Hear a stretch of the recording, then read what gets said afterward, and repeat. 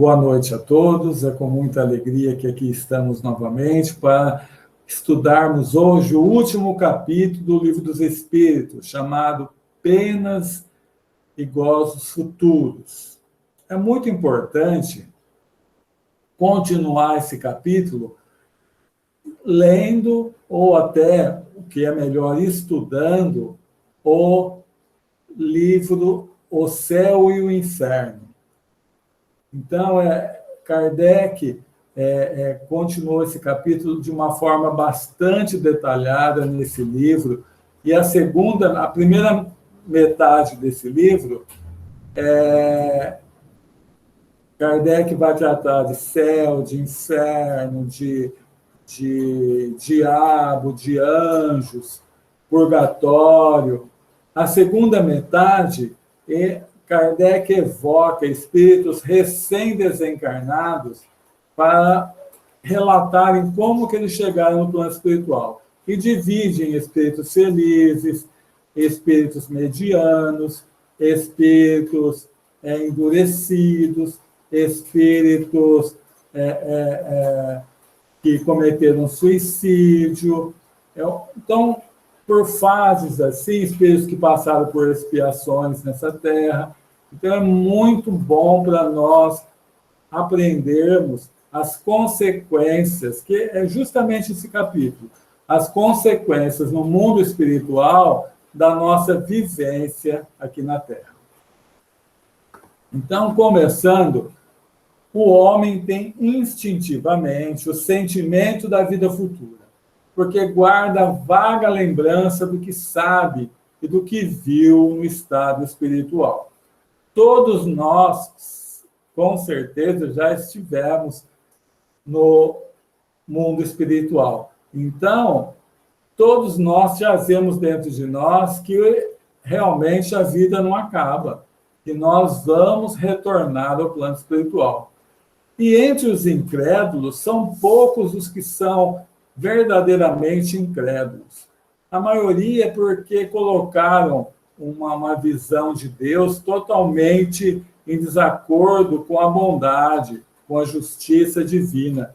Mas a maioria, mesmo entre aqueles, a grande maioria, na verdade, entre aqueles que dizem que acham que tudo acaba com a morte, mas eles só dizem da boca para fora, porque lá no íntimo eles sabem que tudo continua. Deixa eu só fechar uma porta aqui para segurar um pouco o barulho da chuva. No momento da morte, o sentimento que domina o homem pode ser a dúvida para o descrente endurecido, ou o medo para os culpados, ou a esperança para os homens de bem. É muito importante essa questão do Livro dos Espíritos. Então, vamos procurar conversar um pouquinho sobre ela.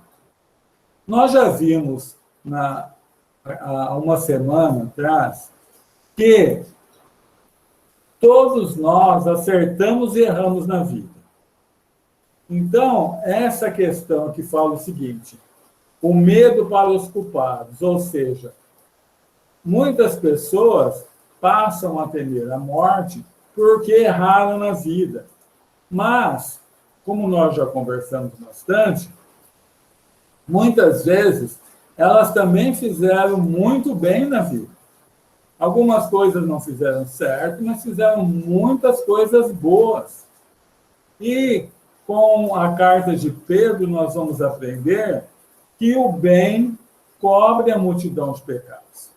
Então, no processo de desencarne, é muito importante nós, como já tratamos disso lá no retorno do espírito à vida espiritual, nós nos prepararmos por esse momento.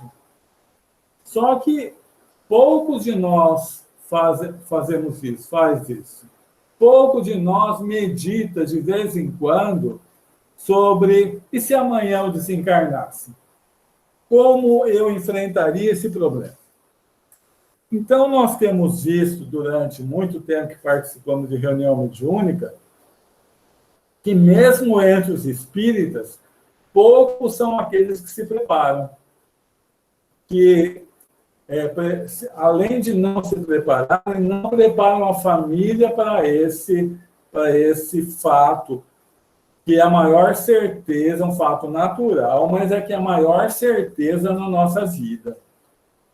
Então, tem algumas situações que isso se agrava. Quando o desencarne se dá assim repentinamente, que não é só num caso de um acidente, pode ser, por exemplo, um infarto, a pessoa vai fazer uma operação e na operação ela desencarna, mas ela não estava esperando desencarnar. Porque aquela pessoa que fica doente bastante tempo, que fica na cama, que sofre muitas vezes, até o sofrimento vai fazendo com que, não que ela deseje a morte, mas ela vai aceitando mais a morte.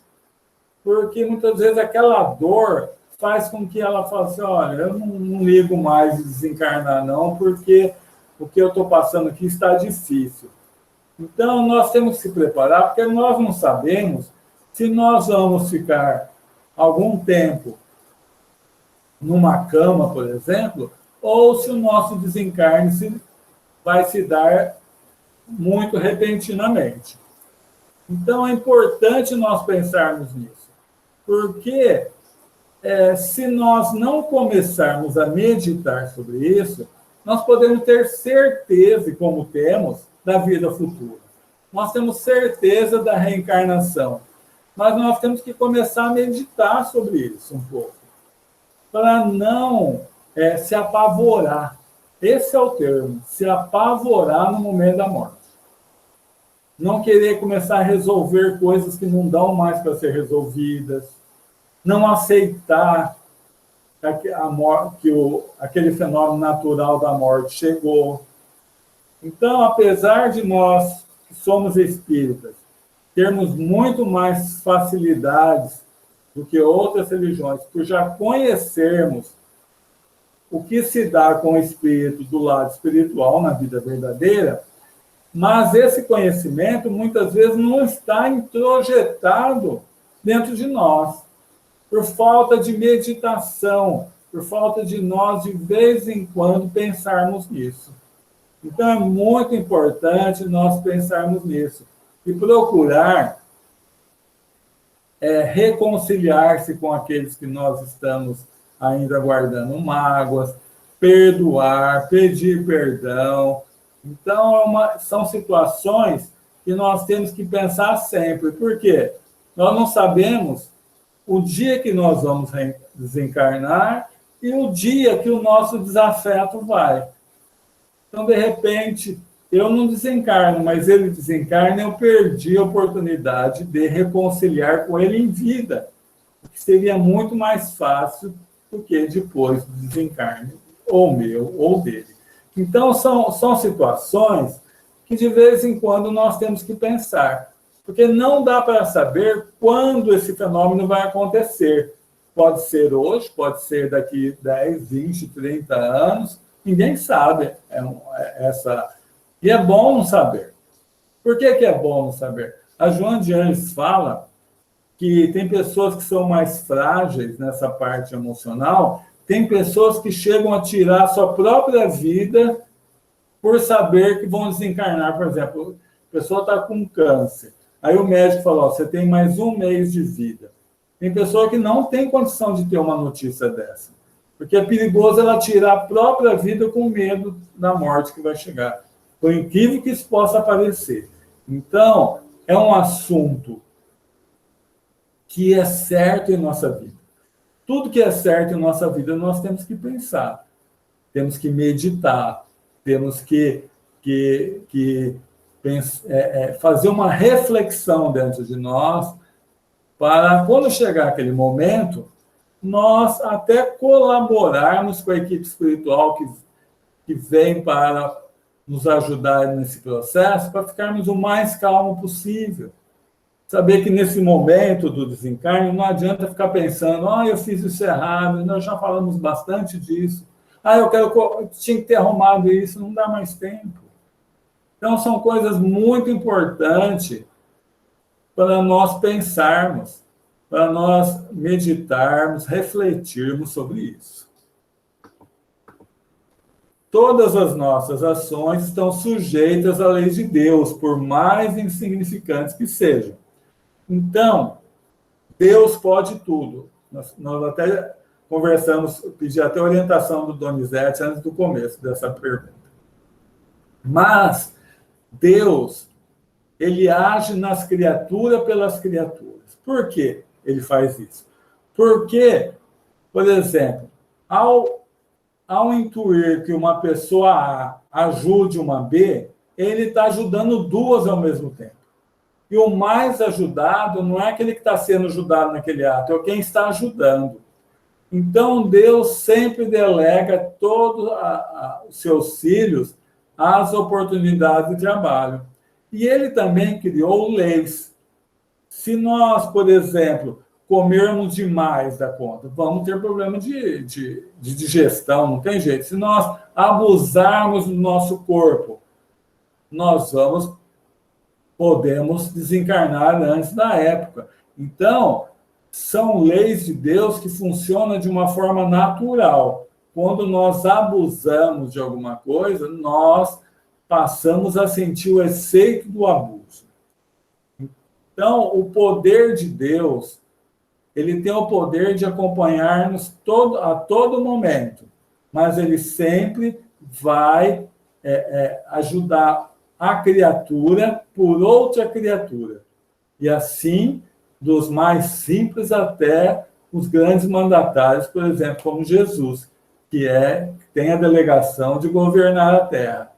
E abaixo de Jesus, cada povo, cada país, também vai cuidando da parte dele. As penas e gozos da alma não são materiais, e por isso mesmo são mais impressionáveis. Esta questão é bastante importante. Algumas vezes, quando o espírito está... Porque no plano espiritual, potencializa. Se o espírito estiver bem, a felicidade lá vai ser muito maior que na Terra, não tem nem comparação. Mas se o espírito estiver em desequilíbrio, o desequilíbrio lá é maior, porque em algumas situações o espírito nem dorme. Aqui, por exemplo, se nós estivermos numa situação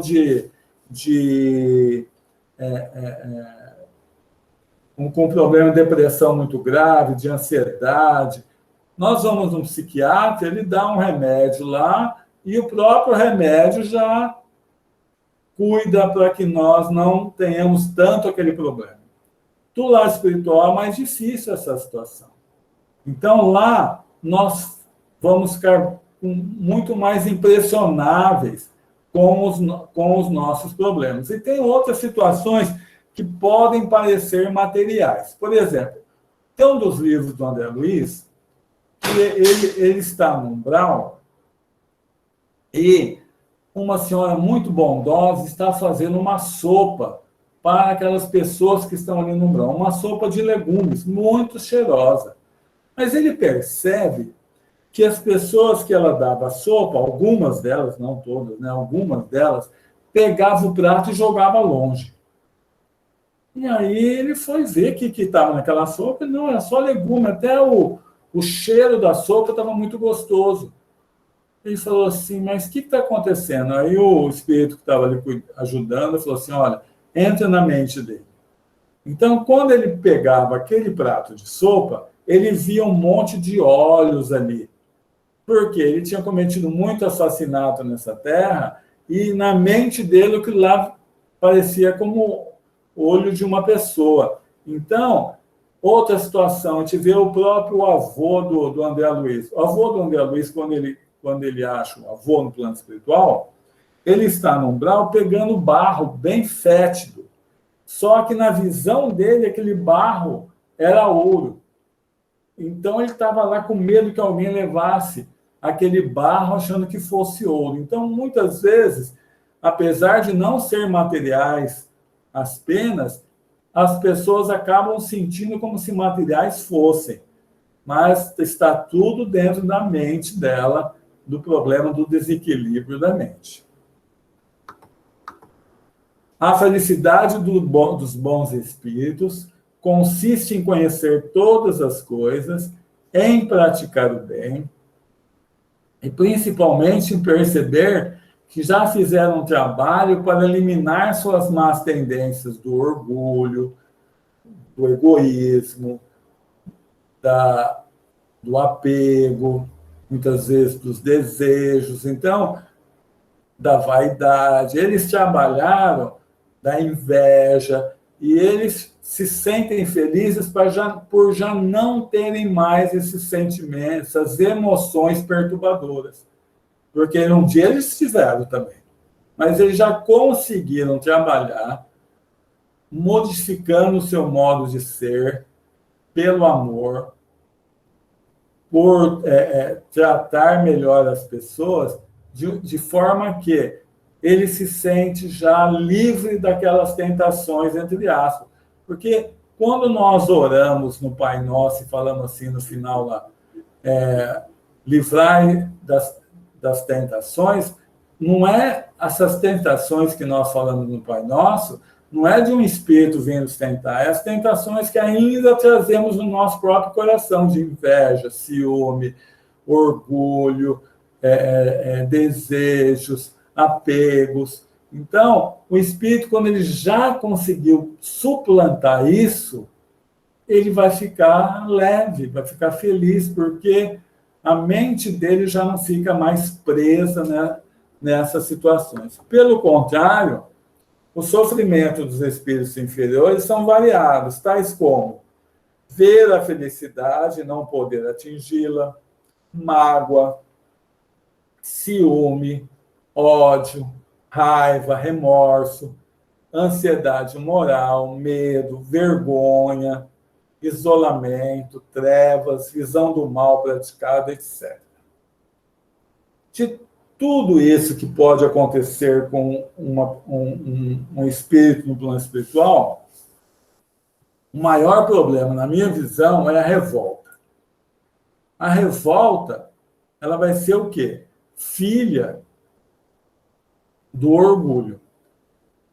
Então, quanto mais poder a pessoa tinha aqui na Terra, quanto mais elevado fosse o nível de dinheiro dela, de poder, qualquer que seja o poder, temporal, rei, presidente, governador, bispo, pastor, dirigente espírita, algumas vezes, o que acontece? Nós vamos chegar no plano espiritual, o plano espiritual é verdadeiro. Não tem como nós tentarmos ser diferente do que somos. Tanto que muitos espíritos estão no umbral fugindo da luz. Porque se a luz chega neles, todo mundo vai perceber as mazelas que eles ainda trazem. Então, muitos desses espíritos, ao chegar no plano espiritual e ver pessoas que eles menosprezavam, que eles achavam assim as mais baixas dessa terra, em nível superior ao deles, eles se revoltam. E por incrível que pareça, muitas vezes até religiosos começam a trabalhar contra Jesus. Então, são situações, porque se o espírito chega e ele percebe, puxa vida, quanta coisa eu tinha que ter feito melhor do que eu fiz, mas ele se arrepende e olha para Deus com humildade, é só ver a situação do André Luiz. Ele ficou 8 anos sofrendo lá no umbral. O dia que ele pegou, deitou-se ali naquela poça de lama onde ele estava, e fez uma oração para Deus, puxou uma coisa de dentro dele que ele nem sabe de onde ele tirou. Naquele momento, aquele espírito saiu lá do nosso lar e foi lá buscá-lo, porque eles acompanhavam ele há muito tempo, não só a mãe dele, como os outros espíritos do nosso lar. Mas era necessário a humildade, era necessário a pessoa deixar o homem velho para trás. Então, ao chegarmos no plano espiritual, algumas vezes nós vamos chegar nesse fato. Eu tenho uma convicção assim, que nós vamos se lamentar muito mais do bem que a gente tinha condição de fazer e não fez, do que dos enganos que nós tivemos. Porque os enganos, muitas vezes, eram parte do aprendizado. Lógico, nós vamos ver daqui a pouco que, quando eu já tinha condição de fazer o certo, eu vou ter que reparar o mal. Mas está dentro do processo de educação. Agora, não colocar na nossa vida já os talentos que já temos de outras vidas para em benefício de muitas pessoas, isso que a gente vai se sentir arrependido. Puxa vida, ó, eu já tinha um potencial de fazer muito mais bem do que eu fiz. Muitas vezes, a gente deixa de fazer por não acreditar em nós mesmos. Não é só por uma questão de estarmos muito ligados às coisas materiais, não. Por nós não confiarmos no nosso potencial de amor, no nosso potencial de realização. E deixando de fazer o bem que a gente já tinha condição de fazer. E somos intuídos a fazê-lo. Mas muitas vezes ficamos acomodados. Não só acomodados, não. Muitas vezes é uma questão de baixa autoestima. Nós achamos que nós não temos condições de fazer coisas que nós já temos. Nós já temos condição de levar esse bem. É muito importante a gente pensar nisso. E não revoltar-se. Então, por quê? Deus é infinito amor, também é infinita justiça. É infinita misericórdia, mas é infinita justiça. Então, se chegarmos lá e percebemos, nossa, como eu ainda tenho dificuldade, se eu não me revoltar e eu pedir, Senhor, me dê novas oportunidades, eu vou continuar me esforçando, eu vou me esforçar mais, já é uma condição de eu estar se ligando em Deus. Deus não me quer sofrer. O sofrimento sou eu mesmo que gero as matrizes que vão gerar as consequências.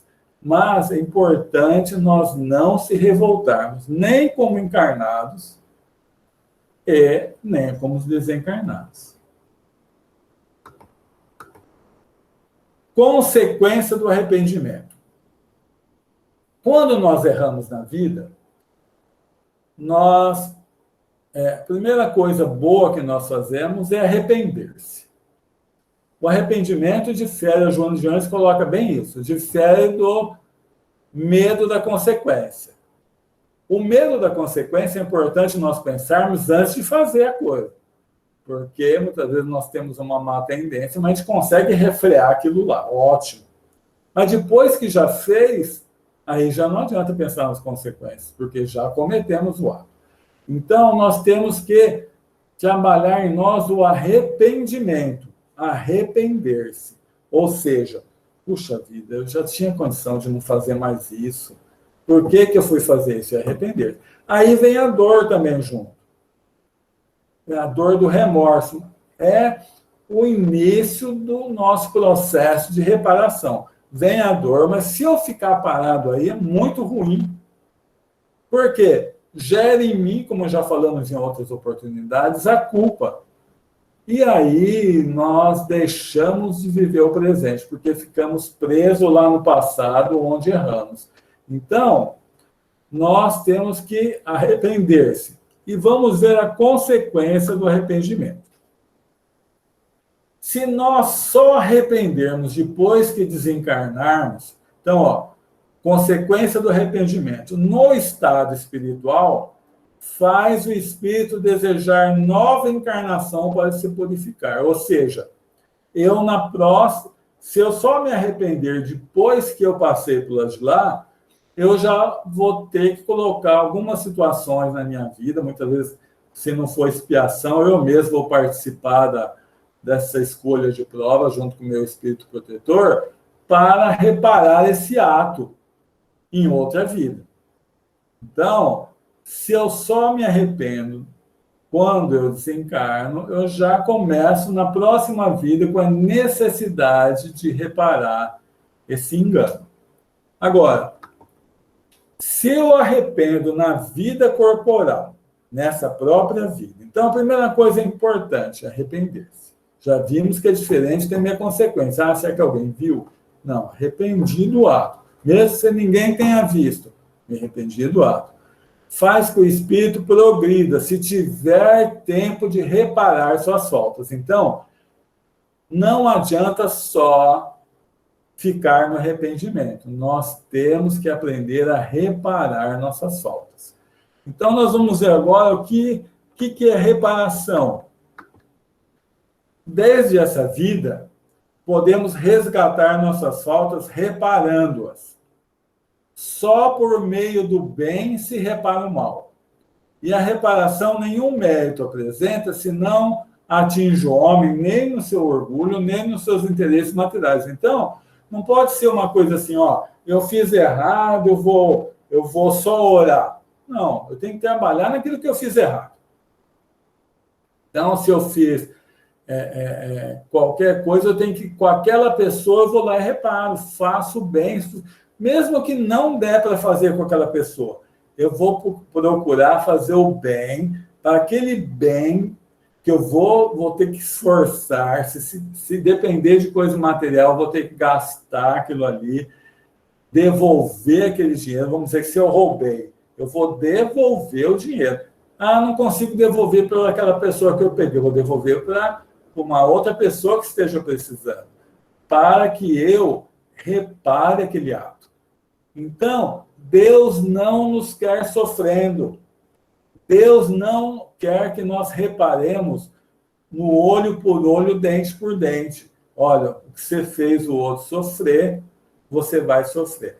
Isso aí é tão importante. O Donizete sempre já colocou isso umas 2, 3 vezes na reunião de terça-feira, no livro, é um dos livros do André Luiz, que agora eu estou esquecendo o nome, Entre a Terra e o Céu, acho que é.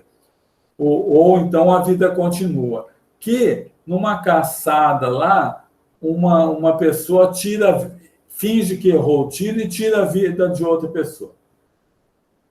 E essa pessoa passa a obsediar o casal, porque ele acabou casando com a mulher daquela pessoa que ele tirou a vida. Então, o que os espíritos fizeram para que ele reparasse aquela falta? A mulher já estava numa idade que já não podia mais ter filhos. Eles intuíram a ela que adotasse uma criança. E ela convenceu o marido, que tinha tirado a vida, a adotar. E quem que eles adotaram? Justamente aquele que ele tinha tirado a vida. E eles devolveram em amor. Acabou na parte material dando certo também, que ele herdou as propriedades daquele homem que tinha ficado com a propriedade dele. Então, Deus quer que nós reparemos fazendo bem. Errou, arruma. E depois fecha o livro que ficou aberto lá atrás. E também uma coisa importante isso daí. Se eu errei, reparei, eu vou e falar, graças a Deus, isso eu não faço mais, eu não posso fazer mais também. Já aprendi que aquilo eu não posso fazer. E também não posso ficar julgando outras pessoas que estão fazendo. Por quê? Eu também fiz aquilo. Então, não é porque eu reparei pelo amor, pelo bem, que eu vou julgar os outros. Então, é importante isso também. Na verdade, julgar está sempre errado, né? Mas é uma coisa assim, mais premente nessa questão da reparação, que nós estamos tratando disso agora. Se eu fiz errado, eu vou reparar. Peço perdão, eu faço bem, eu me dedico. Não pode ser como vou bater bastante nisso. Não é uma coisa assim que eu posso, olha, eu vou lá em Aparecida fazer uma promessa. Não é isso. É uma questão, onde que eu fiz? Eu vou fazer o certo, eu vou devolver aquela coisa, eu vou, no caso que nós já falamos aqui da mulher que no momento de total desequilíbrio, desespero, fez um aborto. O que ela vai fazer? Pede para Deus, manda essa criança de novo. Se não puder ser essa criança, mande outra criança. Eu vou dar tanto amor para essa criança que vou reparar aquilo lá. Não posso mais ser mãe, adote. Mas meu marido não deixa eu adotar. Vá prestar serviço num lar de criança durante bastante anos, para que, ajudando a criança, eu consiga reparar aquele ato. Então, é sempre assim esse movimento. Ao invés de eu ficar me sufocando, me auto-obsediando, me autopunindo, eu vou fazer o bem. Então, é muito importante nós aprendermos a fazer isso nessa vida mesmo. Por que nós vamos deixar para a próxima? O sofrimento do culpado. Então, Kardec pergunta, quanto tempo demora o sofrimento do culpado? Então, os espíritos respondem, o sofrimento do culpado dura o tempo necessário para que se melhore. À medida que progride, seus sofrimentos diminuem e mudam de natureza. Então, Deus não castiga, não pune. O sofrimento é uma maneira da pessoa reparar um ato quando ela não conseguiu, ou por não saber, ou por nem ter tentado, reparar pelo amor. Então, quando você consegue reparar pelo bem, ajudando aquela mesma pessoa ou outras pessoas, você não vai precisar sofrer. Você só sofreu aquele sofrimento do remorso logo que você descobriu que estava errado, mas depois não mais. Agora, se não fizer esse passo, o sofrimento vem para que leve você ao amor. Então, sofrer por sofrer, de nada adianta. De nada adianta. É aquela questão do milho de pipoca. Eu já falei mais de uma vez aqui. Por que nasceu o milho de pipoca? O milho de pipoca nasceu para ser pipoca, não é? A finalidade da vida do milho de pipoca é ser pipoca. Mas para ele ser pipoca, ele tem que passar pelo óleo quente do sofrimento. Aí ele estoura, fica aquela pipoquinha branquinha. Mas todos os milhos viram pipoca? Não, tem o piruá. Então, muitas vezes, nós somos piruá na vida. O sofrimento vem. Por que veio? Para castigar nunca. Como estava ali. Para que nós passamos a evoluir e aquele sofrimento nós superemos pelo amor. Mas, muitas vezes, nós não buscamos o amor, ainda ficamos mais duros ainda que nem o piruá, mais amargos. Aí, o sofrimento não está adiantando nada. Então, tem pessoas que podem sofrer a vida inteira e saírem da vida igual entraram. Se o sofrimento não levá-las a ter mais compaixão com outras pessoas, a serem mais doces, a entender o sofrimento de outras pessoas. Então, o sofrimento é sempre educativo, ou mostrando-nos que aquele caminho não é certo, ou ajudando-nos a reparar um erro para tirar isso de nossa consciência, mas reparar dessa forma. O sofrimento chega e eu me torno melhor.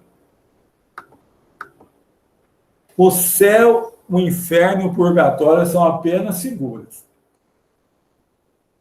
Nós estamos falando só para espíritas. A gente acha que... Logo, a primeira vez que eu fui dar isso lá no Jesus de Nazaré, não sei quantos anos faz isso, 7, 8 anos, não lembro quanto. Tinha uma senhora que falou assim, mas moço, o inferno não existe? Então, a gente sempre tem que colocar essas coisas direitinho, porque não é porque muitas vezes nós estamos falando num centro que todo mundo... Então, existe inferno? Logicamente que não. O inferno como uma punição eterna, se nós formos ver no livro O Céu e o Inferno, nós vamos ver que o inferno pagão, eu ia até dar uma estudada hoje, acabei esquecendo para renovar esse ensinamento. O inferno pagão foi de duas pessoas atenienses, gregas, que, médiuns que eram, desdobraram-se, nós já estávamos, o Donizete já deu desdobramento, nós já tratamos disso na emancipação da alma também, eles foram lá no umbral, e eles relataram um monte de situações do umbral. Inclusive, tinha algumas pessoas que eles falavam assim, isso daí não precisa castigar de forma nenhuma, é só jogar a luz em cima dele. É o que a gente estava falando agora há pouco. Tem pessoas que fogem para o umbral para que ninguém os veja. Mas o inferno cristão já é bastante complicado. Por quê? As pessoas foram procurando uma situação de total sofrimento. Qual o sofrimento mais duro que existe? É de morrer queimado, uma queimadura. Mas aí, eles pensaram assim, mas morreu queimado, acabou. Não. Lá no inferno, é um fogo que que queima, mas não consome a matéria. Então, Kardec até brinca lá um pouco no Céu e Inferno, que ele fala assim, que consta nesse inferno cristão que os mandatários do diabo vão ficar pela eternidade cuidando daquela pessoa. Ele falou assim, nossa, mas que diabo que consegue cumprir uma coisa pela eternidade, ficar ali de inteiro, então ele não devia estar nem no inferno, né? Porque não existe. Agora, um dos maiores dores de um espírito no plano espiritual em desequilíbrio é achar que aquele desequilíbrio que ele está passando, aquelas dores que ele está passando são eternas. Isso aí é a maior dor que ele pode ter. E muitas vezes ele tem que ter essa dor pungente para ele largar o mal. A vontade que ele tem de fazer o mal. Então, não acontece. Aí os espíritos perguntam, mas se um espírito quiser, não vou querer fazer o bem de jeito nenhum, ele pode ficar eternamente naquela situação de desequilíbrio? Teoricamente, os espíritos falam que podia, mas nunca vai acontecer, porque a dor vai fazer com que ele caminhe.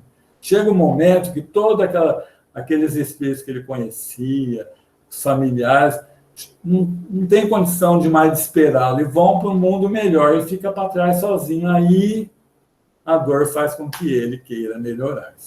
Então, o céu também, naquela figura de todo mundo bonitinho lá, só glorificando a Deus sem fazer nada, também não existe. Nós sabemos disso.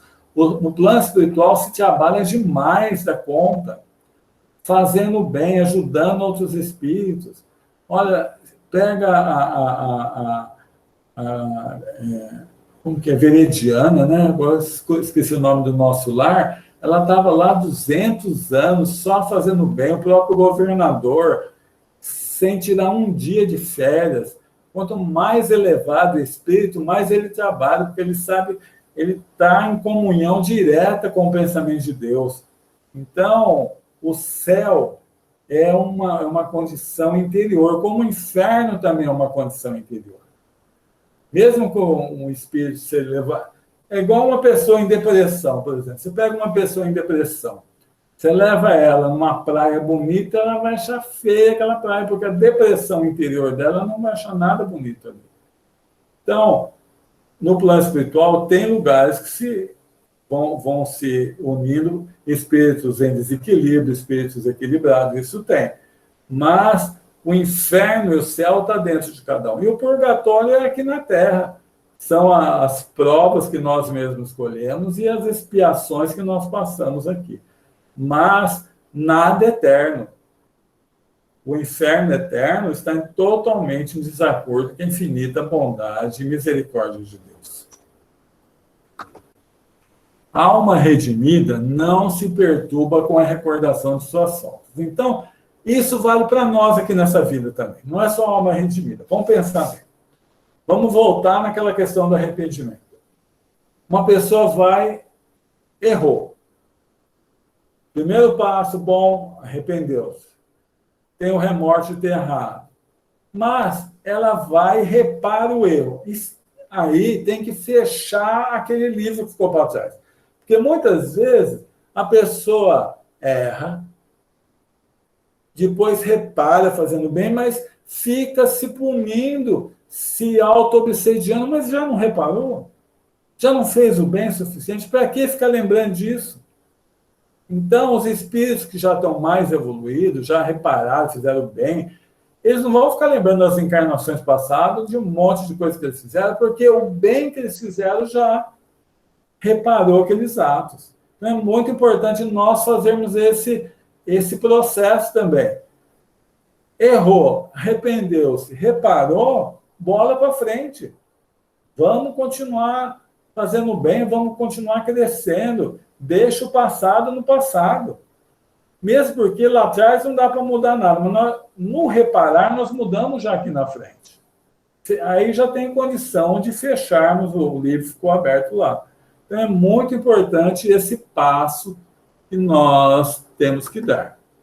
A reunião dos espíritos afins é um dos maiores gozos que pode ter. Olha, já pensou se nós conseguíssemos, pelo nosso próprio esforço, um dia estarmos no plano espiritual, agora nós estamos aqui hoje, se reunir lá, nossa, graças a Deus, nós conseguimos, pelo menos, estar mais ou menos equilibrados aqui. Tem coisa melhor no plano espiritual, a gente perceber que nós estamos todos trabalhando lá, se esforçando, um monte de coisa para crescer ainda, um monte de coisa para evoluir, mas, olha, conseguimos já alguma coisa nessa vida.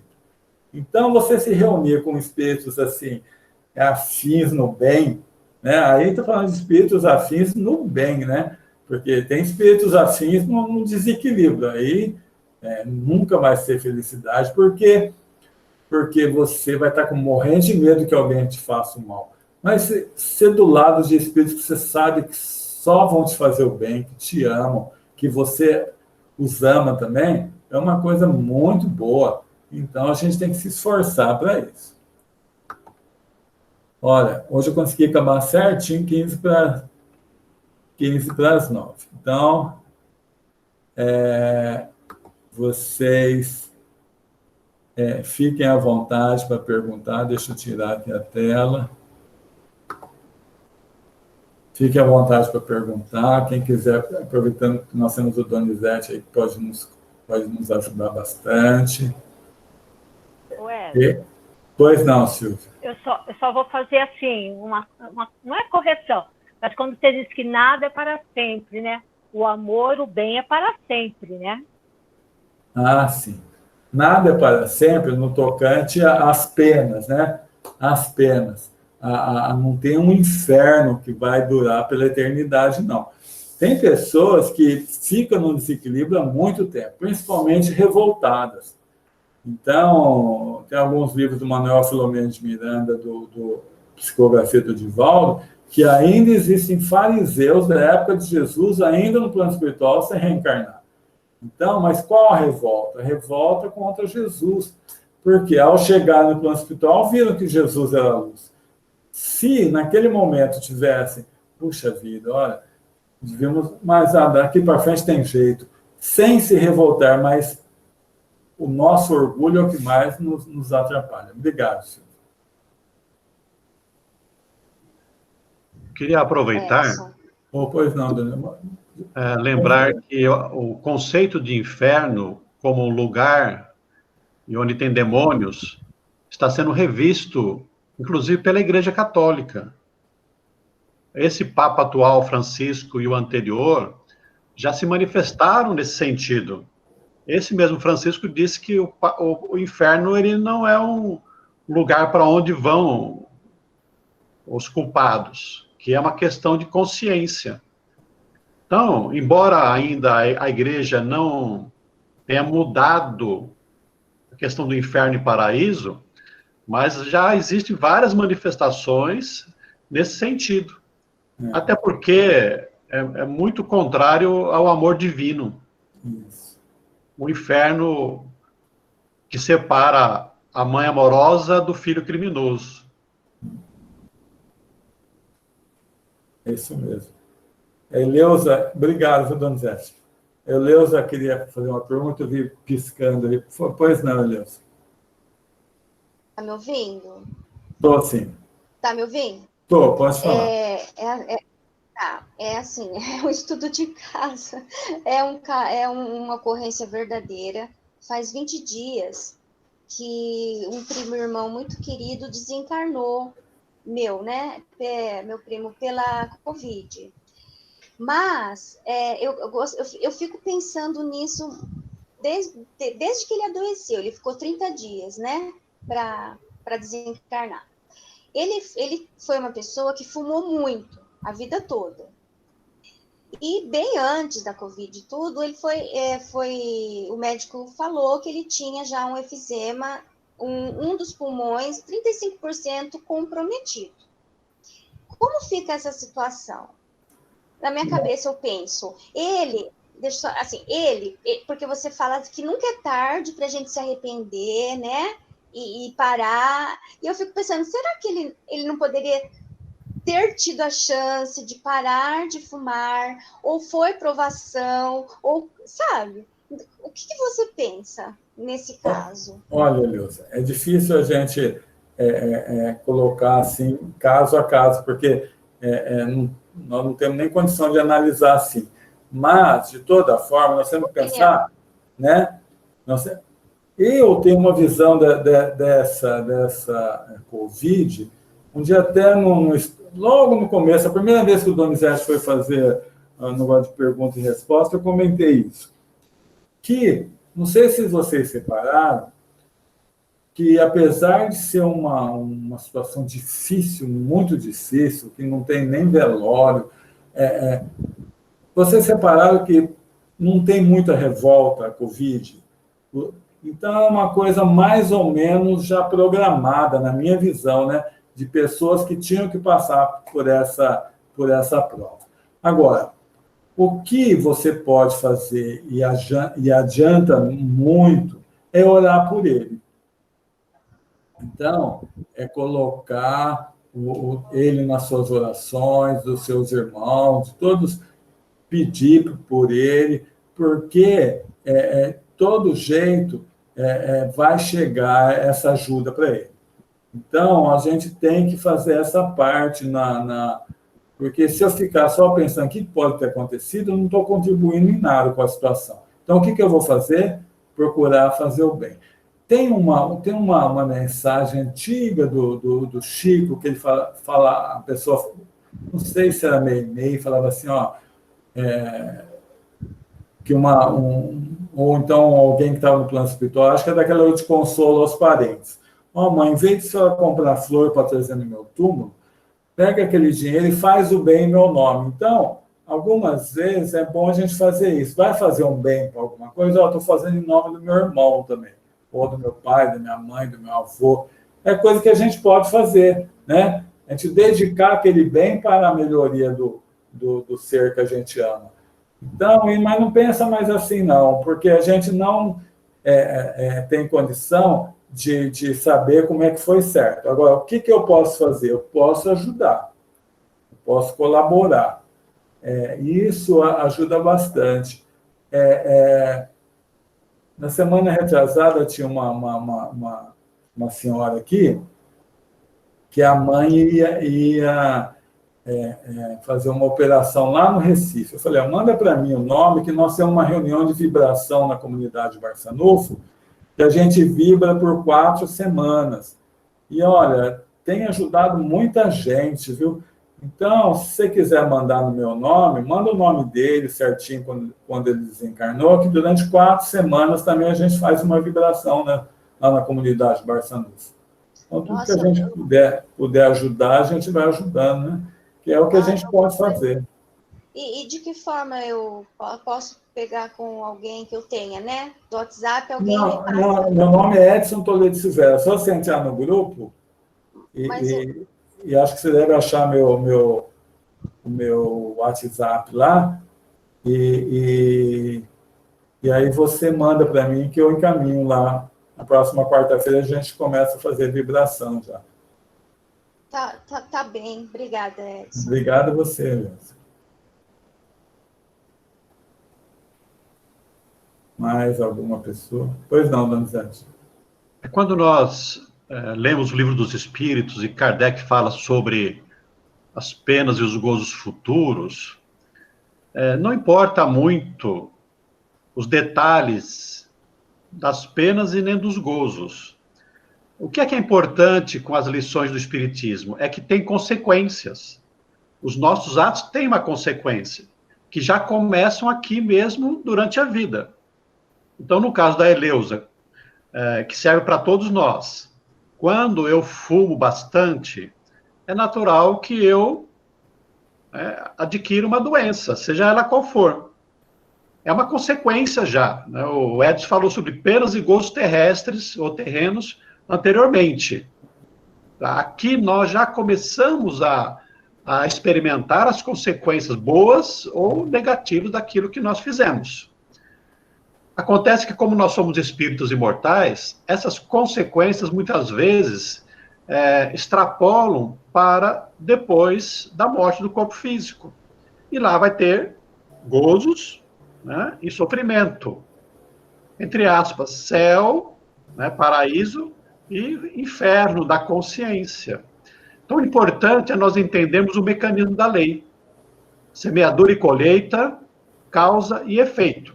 Então, se eu quero um futuro nesta vida, ou no plano espiritual, ou nas próximas reencarnações, um futuro de saúde, de bem-estar, de felicidade, eu tenho que usar o meu dia na prática do bem.